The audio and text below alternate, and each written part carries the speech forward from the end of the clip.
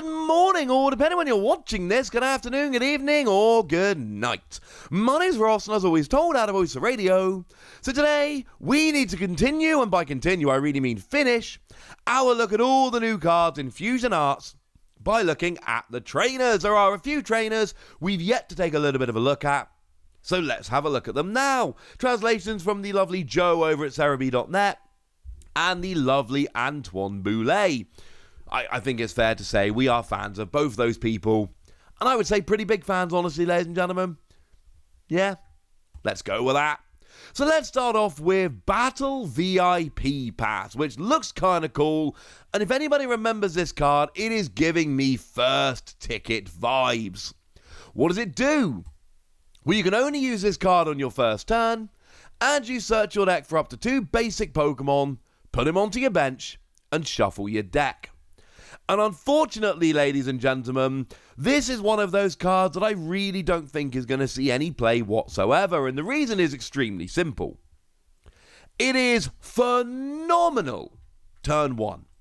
Having an item card that lets you search for 2 basic Pokemon and bench them is great. It's like a double Quick Ball, although to be fair, and this is really important, Quick Ball puts a Pokemon into your hand, so coming into play abilities like Crobat will activate. This does not. It puts them straight onto the bench.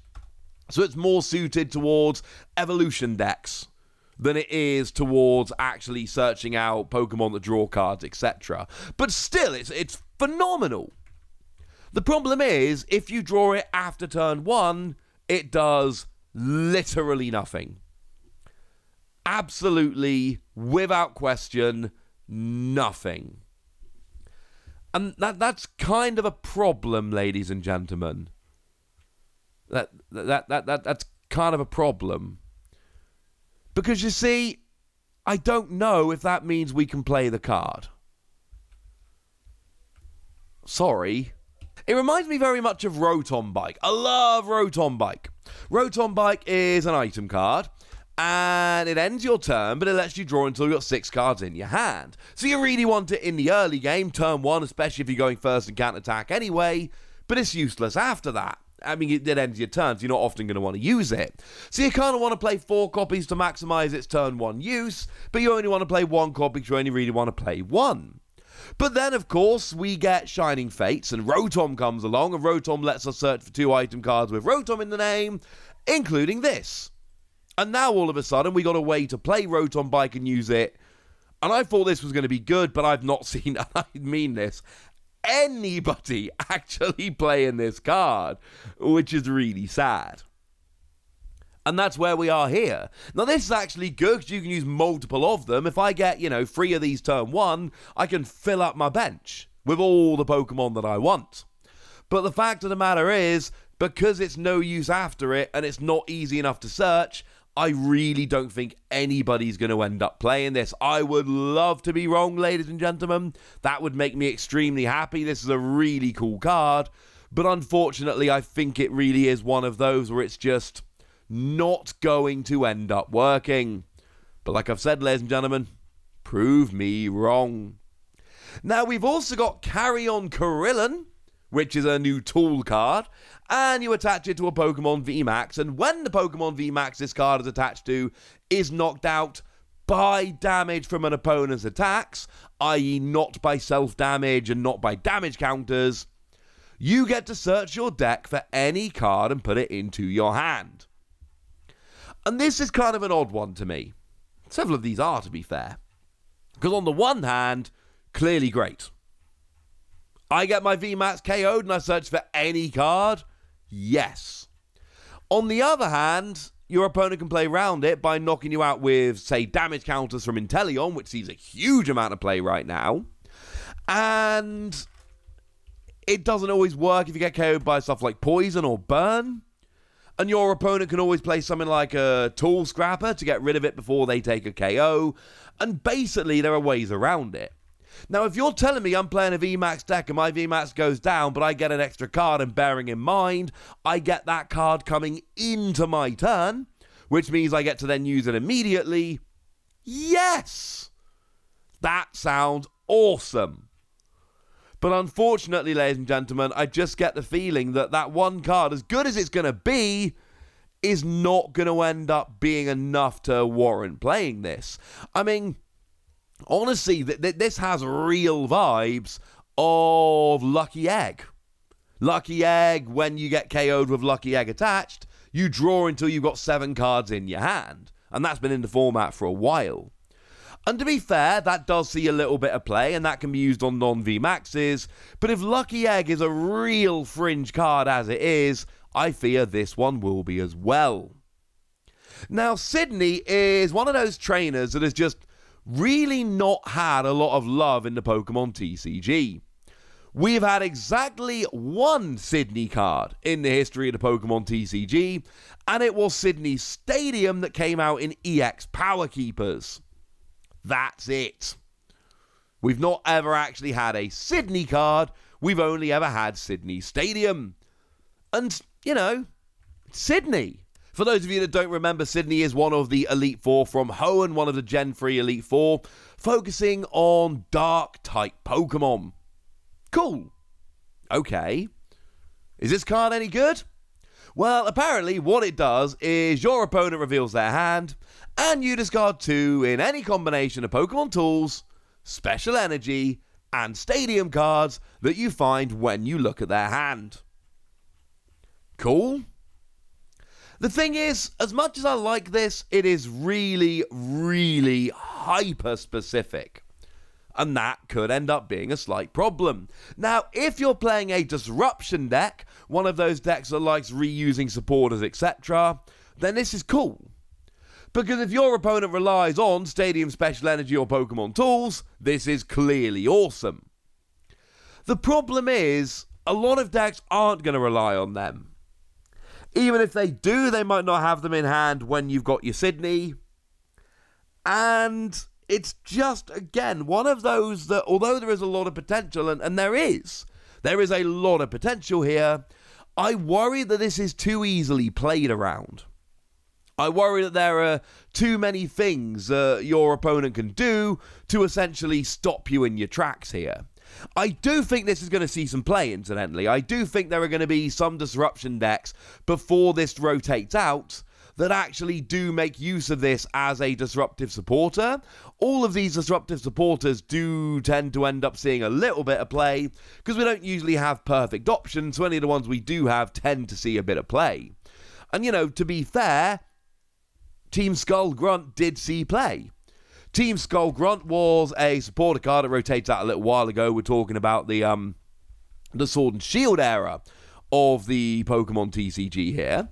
But this was one that let you look at your opponent's hand and discard 2 energy. The thing is, Team Skull Grunt was way better. And yes, I know saying that the Grunt was way better than the Elite Four member is a bit weird, but it's true. Team Skull Grunt was a really good card because you could specifically run your opponent out of energy, and every deck is playing energy.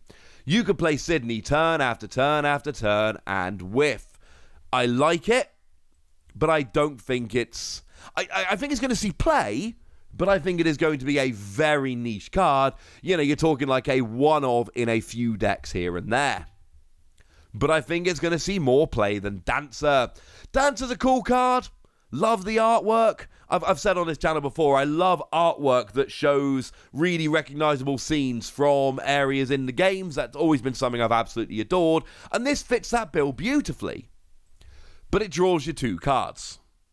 Now, if it's your first turn and you go second, you draw 5. That's clearly amazing. But it actually just draws you 2 cards most of the time. And the fact of the matter is, for years now, we've had the rival cards, the recent version of it would be How, that draw you 3 cards. I'm lying to you, How was the last one. Hop is the new one. Sorry, Hop. I could go back and edit that bit out, but I'm just not going to. The point is, draw 3, they're generic supporter cards that tend to be put in theme decks when we still had them, that are played by newer players before they get better supporters. Drawing 2 is terrible. Now, we do have another draw 2 at the moment. That's Beauty. And Beauty is a card that lets you draw 2 cards. The difference is you can play it on your first turn of the game if you go first, where you would usually not be allowed to play a supporter card.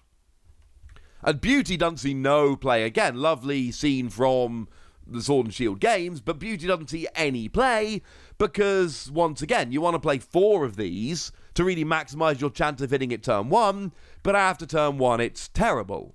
And it's kind of the same thing with Dancer. Half of the games where you're going first, it's going to be irrelevant. And even where it is relevant, you can only ever play 1 and actually get full value from it. After that, it's just 2/3 of a hop. And it's just not going to be good enough. If we were in the format where we still had something like Tapu Lele that would search this out turn 1, so you could essentially play 1 copy in your deck but then search it out with something like Tapu Lele, maybe. But we don't have that right now. And honestly, even if we did, are you going to get Tapu Lele or are you going to get something like Professor's Research? And there are going to be games where a straight draw 5 is great, but there are going to be games where it's not. So what I'm telling you is it's only good turn 1. Even then, it's only good in half your games. Even then, even if you could search it out at the right time, there would still be a whole bunch of games where you wouldn't even want it then. Sorry. And the last one we can talk about here is Sponge Gloves, but we don't need to spend too much time talking about Sponge Gloves. We looked at these the other day. It's another one of those that lets you hit an extra 30 damage if you are attacking a particular type of Pokemon. In this case, it's water Pokemon, and we know by now, right? All types are going to have this. We are going to have these for all different types of Pokemon. This is just the one for water. But given that Inteleon's really big right now, and that an awful lot of people are playing Inteleon, and when you're playing Inteleon, you really have to play the 30 HP Sobble, and then you have to play the Drizzile from Sword and Shield, because it's amazing. And people tend to evolve up manually rather than try to cheat because they want to get the Drizzile out for shady dealings. And that's only got 90 HP. I could absolutely see this actually genuinely seeing play to make it easier to knock out parts of those lines, especially talking cheeky prizes in the early game. I mean, I showed you Greedent the other day.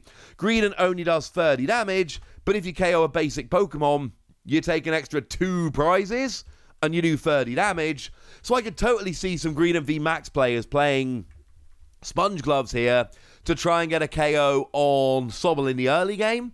You go first. You will get your evolution before them. Second energy attachment manually, 2 prizes. Extra, 3 in total off a Sobble. Yes! So I do think this is one of the better ones of them. But honestly, my analysis of this card is exactly the same as my analysis of the others. It depends on your local metagame and what you think you're going to end up playing against. And if you think you're going to end up playing against enough different cards to make it worth playing these, do. If you don't, don't. There we go. Nice little Jimmy Eat World reference there to finish off. So there you go, ladies and gentlemen. Now it's over to you guys. I want to know what you think about all of these cards and which ones you really like. So let me know in the comment section. Go nuts. Be nice. And then make sure you like this video, subscribe to this channel, follow me on Twitter at TheWasi, and Twitch for some live action at twitch.tv/PTCG Radio. If you want to support the channel, get some bonus podcasts and all that good stuff, head on over to patreon.com/PTCG Radio, where you can do exactly that. But by far, the most important thing as always, look after yourselves till next time, would ya? Thank you very much for watching. My name's Ross, and you've been watching PTCG Radio.